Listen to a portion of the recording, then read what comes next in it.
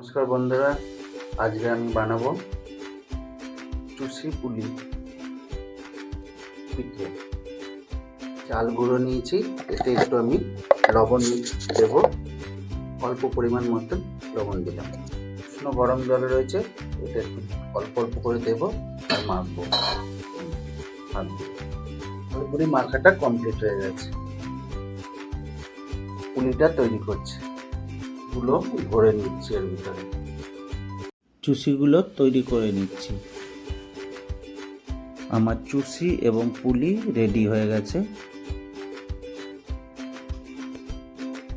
এবার গ্যাস ওভেনটাকে ধরিয়ে নিলাম। দুধটা ফোটানো রয়েছে, সেটাকে ওভেনের উপর চাপিয়ে দিয়েছি। একটু ফুটে গেলেই আমি এর ভিতরে চুষি এবং পুলিগুলো ঢেলে দেব।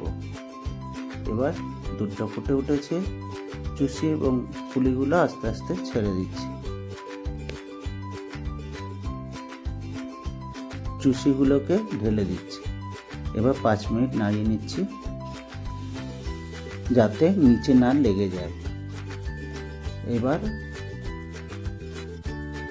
স্বাদ মতন চিনি দিয়ে দিচ্ছি। আমার পিঠে কমপ্লিট, চুষি পুলি পিঠে কমপ্লিট।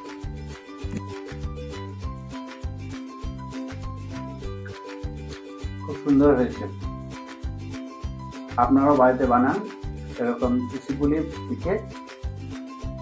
ভালো লাগলে লাইক, কমেন্ট এবং শেয়ার করবেন।